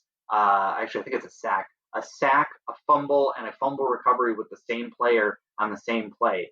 There is so much that goes into that, and the likelihood that that's going to happen is pretty small, and it can cause people a lot of trouble, and it's made literally, I've seen posts about just that trophy alone several times. People can't get it because it just doesn't happen the way it's supposed to. And that's not in this game. Yeah, well, that's a high positive from my perspective, I think. But yeah, it's interesting you talk about that. I think the reason that I'm going to chip away at this game as well, and I know it is on EA Access, and I know this may interest some people. I'm not sure how the trophies work on that. I know with some games you can earn trophies, so I'm assuming on the trial you can possibly earn trophies. Here the trial is 10 hours, so I mean, if you know what you're doing, perhaps this is almost a free game, platinum for you if that's all you're interested in. But what is interesting for me is that it's obviously going to be a lot longer than that. But when you play it, and again, you're versed in the game, and anyone that plays knows this, so it's obvious, but there is so much information on the screen about the plays as well. So if you don't really understand what's going on, it actually tells you as well. And, you can see all the lines and the tracks or whatever that the players are going to run, which, again, if you've played the game, it's obvious knowledge. But for someone that doesn't, it's wonderful. But one of the things I didn't know about American football, which I love, because it's like the ultimate troll move, I believe, is that after you score the touchdown and you go for the conversion, you can do a fake conversion and try and get another touchdown. That's a wonderful element. I never knew that existed. I love it. So technically speaking, it is not another touchdown. It is a 2-point conversion. Oh, okay. Yeah. See, this is good. This is good. I like to teach people about football. No, there is. I haven't been successful yet. You can tell. Yes, it is a 2-point conversion. It actually happens a fair amount when other teams are down later in the second half of the game, the fourth quarter, essentially. It happens a lot in actual football, but it's not very common in the first 3 quarters of play, outside of very rare circumstances, or to try to mix them up. True fakes, as you're describing, where they throw the ball back to the kicker, they get up and try to throw it, or they run, is actually super rare, because kickers do not practice throwing the ball or speed running, if you will, trying to avoid tackles and stuff. They don't practice those things. They exclusively practice kicking. And it's notorious that kickers are like flies, basically. If you hit them, they're going to break a leg. So there's actually a whole bunch of rules in football around hitting the kicker, basically. You're not allowed to touch them unless they are specifically trying to score a touchdown or something like that most teams don't want to risk their kicker getting injured, so they won't do those kind of plays. If they're going to go for a 2-point conversion, they'll just full on say, we're going for a 2-point conversion, get out there like you were going to play a normal snap is what they're called, but a normal play, and do it, and the defense can line up to be correct for that. But true fakes don't actually happen that often, specifically for that. They do happen occasionally, and they are fun when they do. My favorite team, one of their old players was a gentleman named Mohamed Sanu, and he has technically the best rating of any quarterback ever, because basically they did fake plays to him that he would then throw the ball, and he has made like all 6 of his passes or something like that and scored 3 touchdowns off of it. And so it still happens, and they're very exciting when they do, but they're very rare that those kind of plays happen. Yeah, okay, that makes sense. It's unsurprising, listeners. It's not rare in my game. Every chance I get, I try it. But I think there are many strange things going on in my game that would never be seen in the professional field. So I think it's allowable. Yeah, I'm still waiting for the commentator to go, "Oh my God, we've never seen this before," because I'm sure I'm reinventing plays that were never meant to be played in that. You can that piss fashion. them off a lot. Don't worry. Yeah. I look forward to getting more into that. Now, let's just switch gears a little bit. We're coming towards the end, and I know this is a bit of a fun game, I think, but I'm somewhat interested in it. And I noticed that you wrote a guide recently. I want to bring it up because a Patreon of the show, Orcero, he did this game at launch, the US version or whatever, and I think he thought it was going to be very easy, and then it turned into being, a bit more complex, I think, with flags and things like this. But we see a lot of these games come out. Some of them are total garbage, very quick plats perhaps, but there's nothing of substance. But this one looks like there might be more to it. This is the educational games for kids. It's a double stack on the EU and NA. It's potentially a little pricey, I think, at this point. But is there some content in here? What's the deal like here for the trophies? Sure. So, yeah, this was a guide that Mick and myself kind of wrote together. He originally said you can take care of it, and I think he was so intrigued by it, which our whole team has been weirdly addicted to getting the platinum for this game. I don't know why. It's a kid's game, but whatever. It's just intriguing, really, what it is for most people. So Mick and I ended up kind of joining together forces on this and taking care of it. The trophies overall are very, very simple. Probably 9 out of 10 trophies if you want. I believe there's about 30 in the game total, but essentially 9 out of 10 or 27 out of the 30 trophies are going to be super, super simplistic. The difficulty comes in is that there are some trophies for flags, understanding different countries' flags, and geography. And really what the difficulty comes in is if for me personally, I'm from the United States, so I can do all 50 states on a map with no issues whatsoever. Now you tell me to do Oceania, which is you're Australia. The game has all of those tiny little islands up near Papua New Guinea each of those as separate countries, and they probably are separate countries, but I've never heard of 3/4 of them. So for me to pick those out is nearly impossible. So what you end up having to do is pull up a map, and we did create a map for each of those that you're able to get those, as well as for the flags and stuff like that. It is something that you have to have up, and there is still a time limit. So you're going to have to either pause every time in between the countries or in between the flags, or you're going to have to be very quick about looking, where is it on the map, looking, where is it on the map. And so hopefully our maps that we created kind of take that time away. Same thing for the flags. I mean, I couldn't tell you what 90% of the African flags, what countries they belong to. I would have no idea. Pretty much like Egypt, that's about it. And you have to know every single one and do it all without getting any errors and without a tip, using a tip basically to tell you where it is. Now, again, because you can pause, it makes it a little bit easier, but without that, you'd have to Google every single country map. What is the country, or what is the flag for Ghana? What's the flag for Costa Rica? What's the flag for Australia? If you didn't know those things, it would take you a lot of time in order to do so. And the time limits, for the most part, on those two specific games, again, for whatever reason, are super strict. They require you to do them very, very quickly. Some of the trophies and some of the game modes are super easy. They're literally meant for children. They're meant for 3-year-olds. There's one that's basically a little kid, and does the item belong in their mouth, or does it belong in front of them as a toy? And that's literally the game, is putting in the trophies for a banana, which is a little bit weird. But is a watermelon, does that go in a baby's mouth, or is that something that they play with? It's like, what? This is a game? Really? So, you have to, there are some of these games that are for actual truly kids, not for young adults or for teenagers, like some of the later math games and these states and flags game, or country and flag games that are very, very simple, where the other ones are a little bit difficult. And just the sheer amount of the games and stuff like that, it will take you probably minimum of about 2 to 3 hours. And that's if you're rushing through it. 4 to 5 if you actually take a little bit of time, have to replay a map or two, whatever. It's going to require 4 or 5 hours for that. Mm-hmm. That's what he warned me. In fact, he told me, I inquired, whether I wanted to make the journey on this, and he echoed exactly what you just said. He said, how can you expect a kid or adult, for that matter, to know every capital city and flag in Europe with no mistakes or hints? So it's interesting, isn't it? But yeah, okay, that's something. What sold me on this game, though, so I will take an adventure here, is that it has, I saw a musical instrument matching game with sound, and I haven't played one of those since Demo Reborn last year, I think it was. So I can't wait for nothing else. Yeah. It's got, I mean, realistically, and we're looking at this game from the trophy hunter, point of view, or from the trophy hunter eye. This game is actually meant for children for the most part. Yes, the countries and the flags and stuff like that's a little bit extreme, and realistically, those are meant, I believe, more for the trophy hunters. I don't know if they implemented it on purpose, but I think that that's more for the adults that are going to be playing this game. But for the most part, it is actually a decent kids game, and I think that there's some replay value in it. The issue that I'm mainly having with it is the price point. It's $13 off the jump. I think that that's pretty high for what it is, and some of the quality that went in here. The example that I'll use with it is the trophy images. They're literally just screenshots of the thing happening.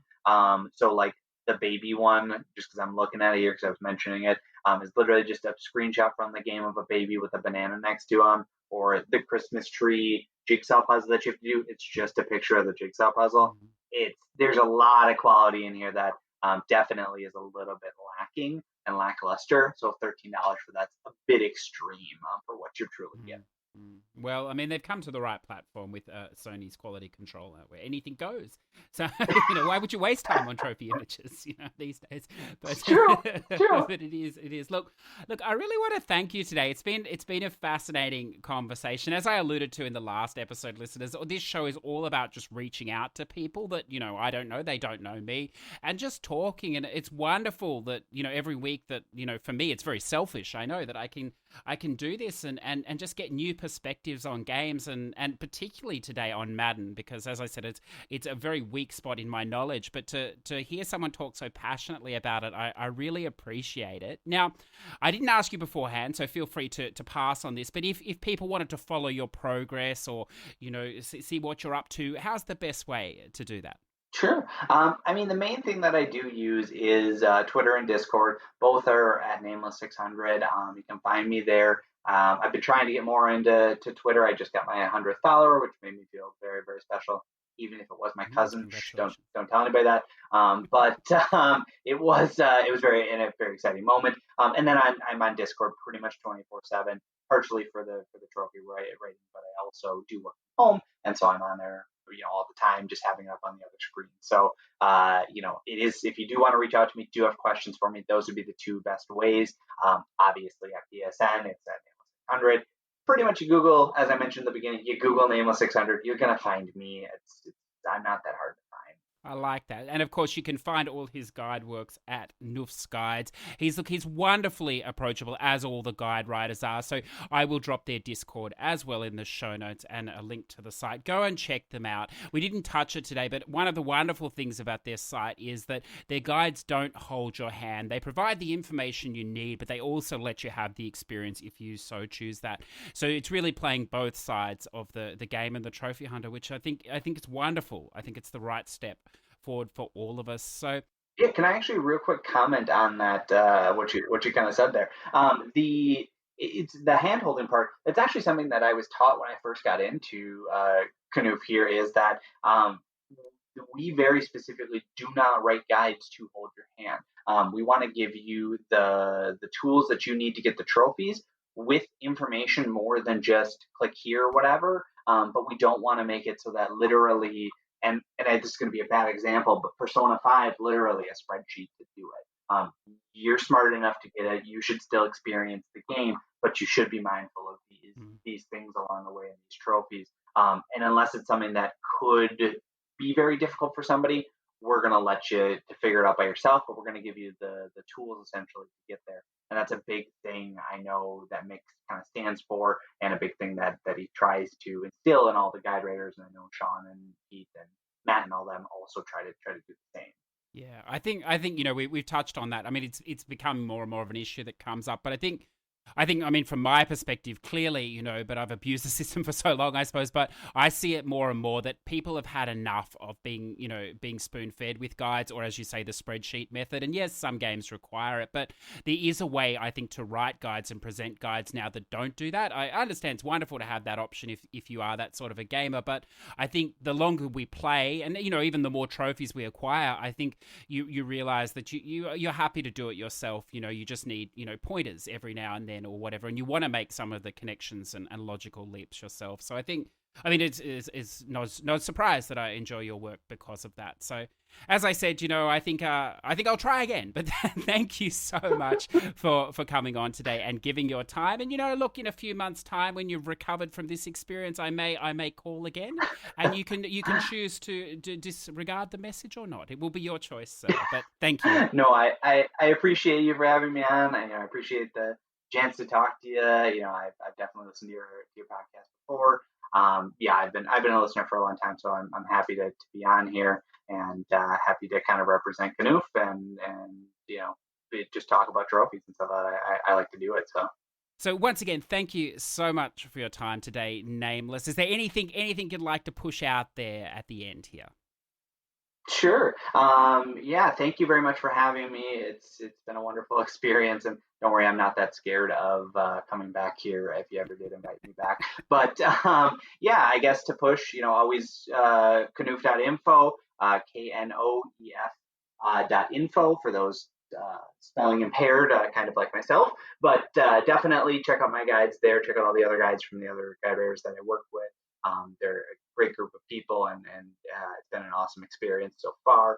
Definitely want to give a quick shout out to a couple of various people. I'm not going to lie, I was really excited to be on this podcast, just because it's kind of my first step into the limelight, if you will. I've been around forever, but it's always exciting before it starts, isn't it? And then you feel deflated at the end. You know, it leaves you wanting. Oh, I wouldn't like say a that. spam game. It leaves you wanting. You this is something you finish. You know, where perhaps the first 5 minutes would have been enough, but.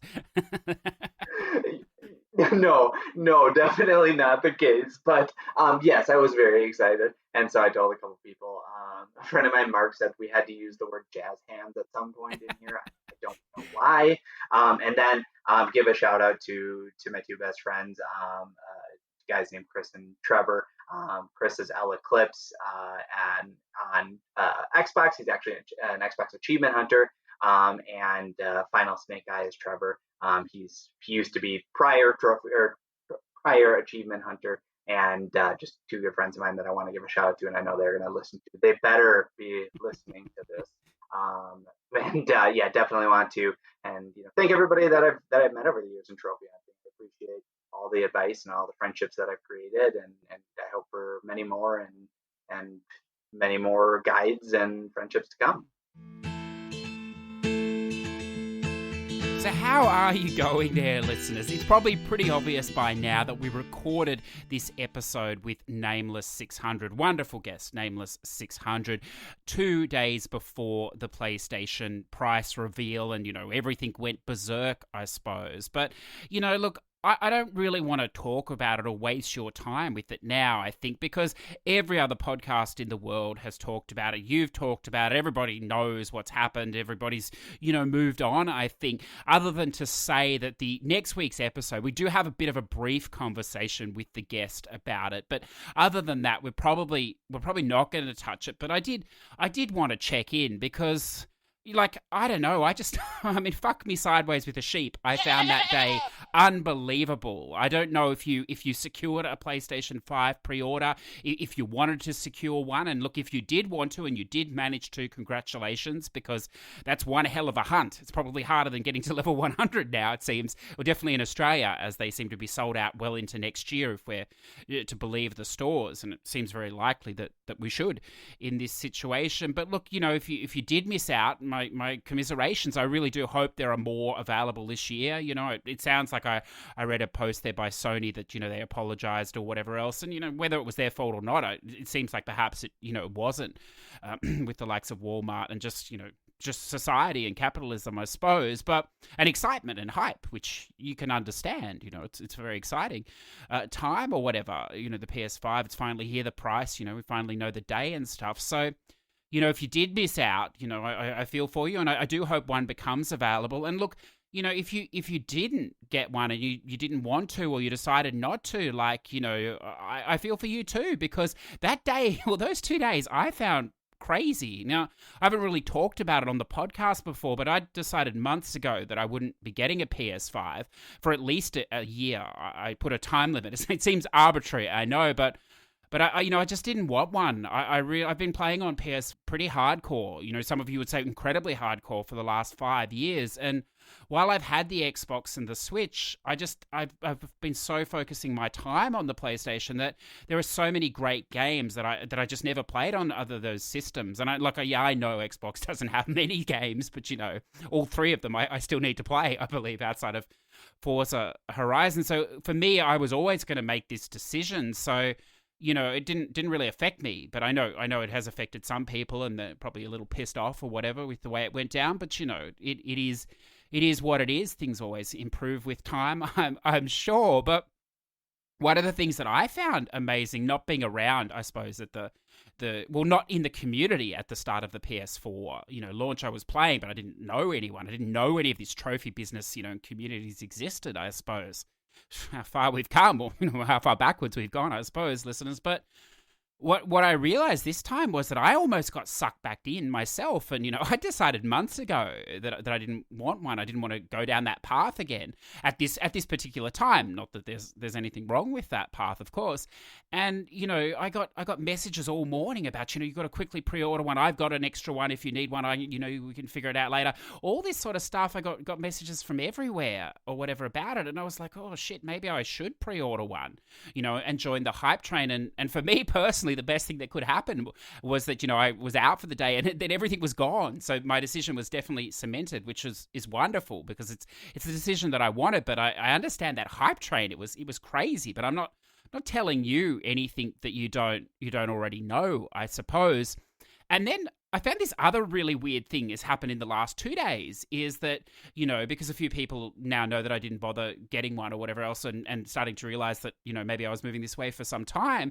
And they're like, oh, so you're just going to go to Xbox now. You're just going to be an Xbox gamer.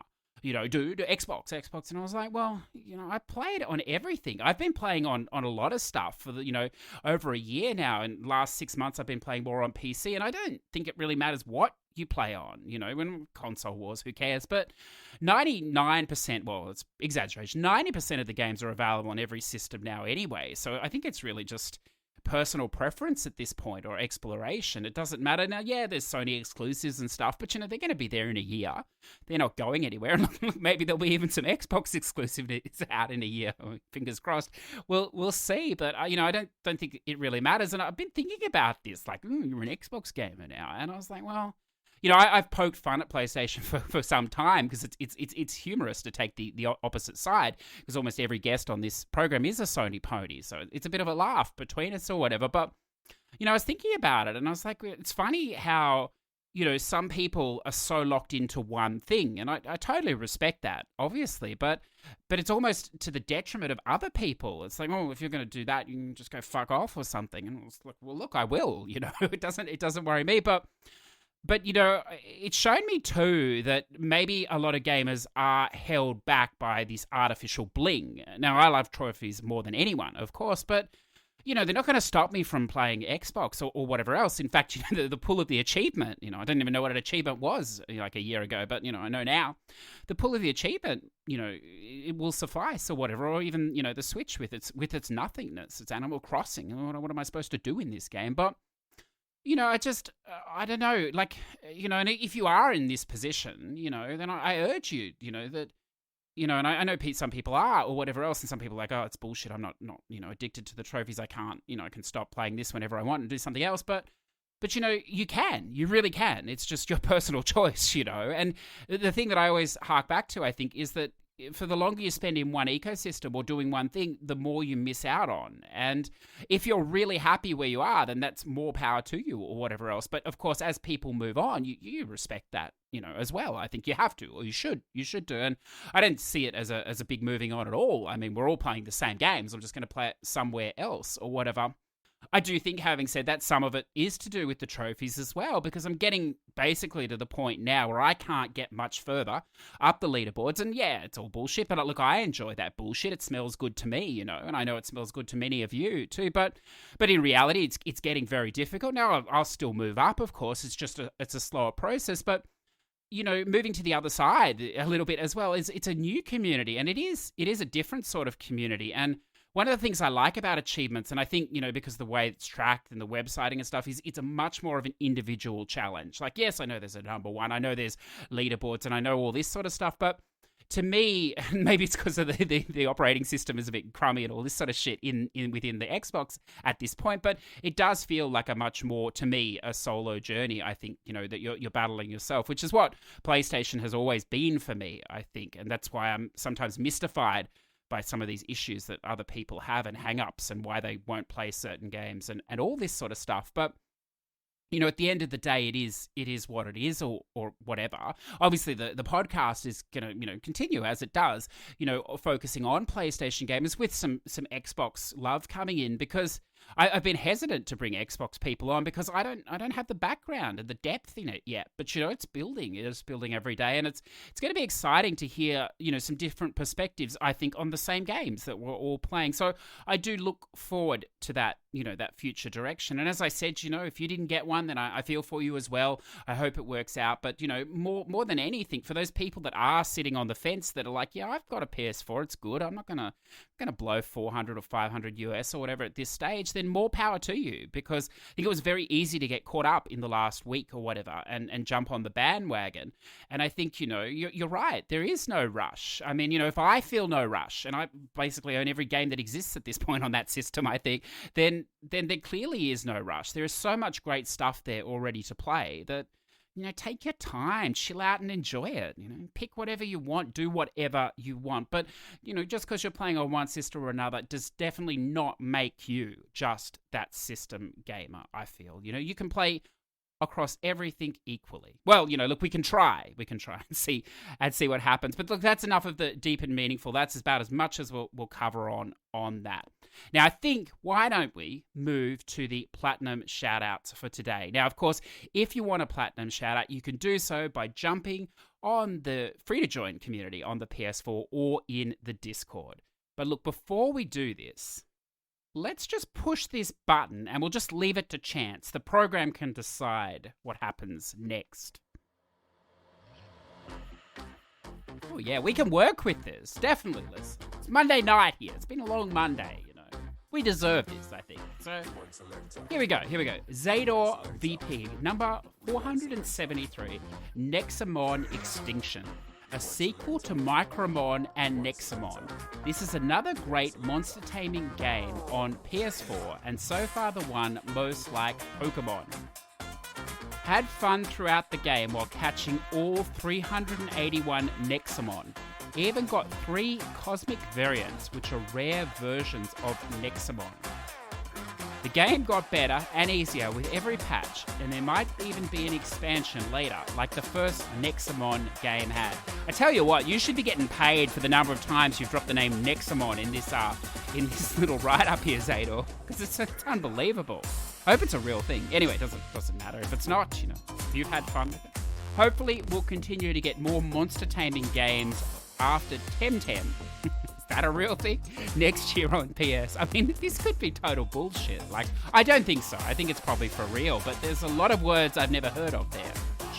Not surprising, I don't play the Pokebeast games, but congratulations, sir.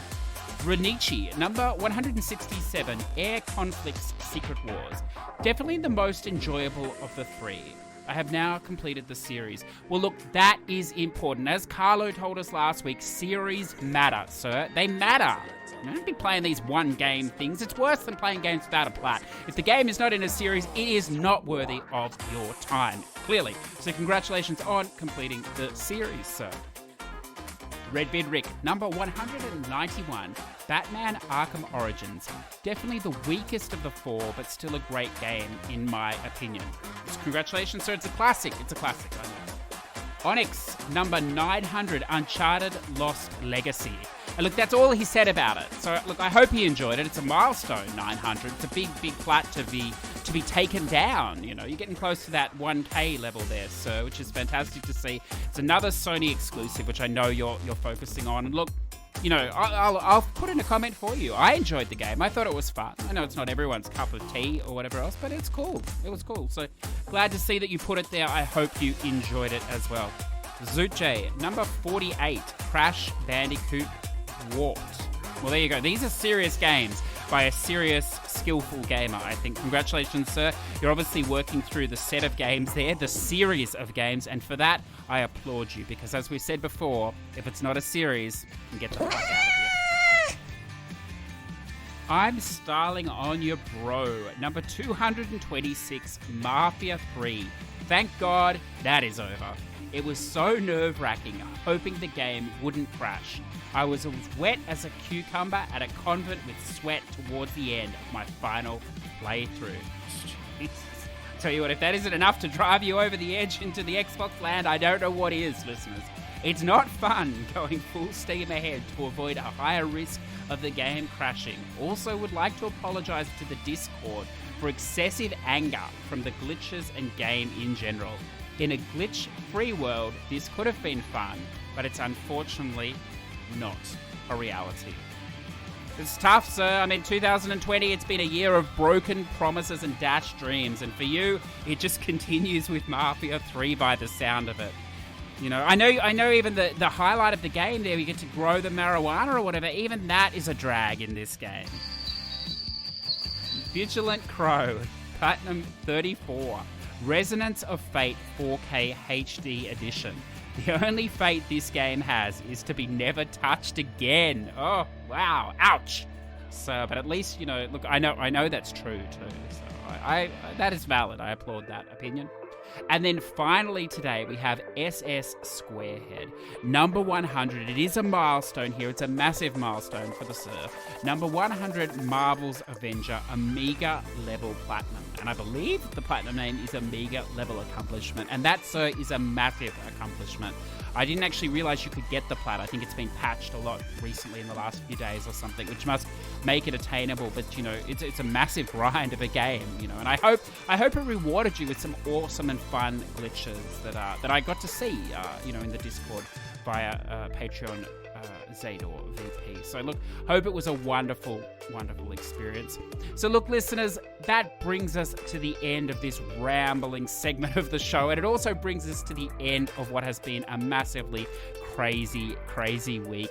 Relax, start counting your pennies, because yes, that money is going to be due come the 10th or 12th of November, whichever way you are going. But look, until then, there are tons of games on the offering. It is a wonderful time to be gaming wherever you be gaming. Smile, laugh, maybe even love this week.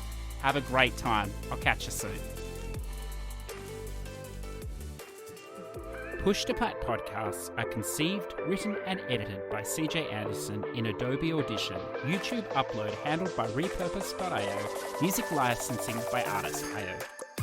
Push2Plat would like to thank all our Patreon supporters, with special mention to our Patreon producers Zador VP, Redbeard Rick, T-Bird, Ready to eBay, and MZ Nitro. Without your support, this show would cease to exist. If you would like to say hi, jump into the Discord in the show notes or on Twitter at Push2Plat. If you're interested in supporting the show, then jump on Patreon, the Push2Plat Patreon, where you can find more information on how to support us and to allow us to continue to bring wonderful guests and topics from around the world.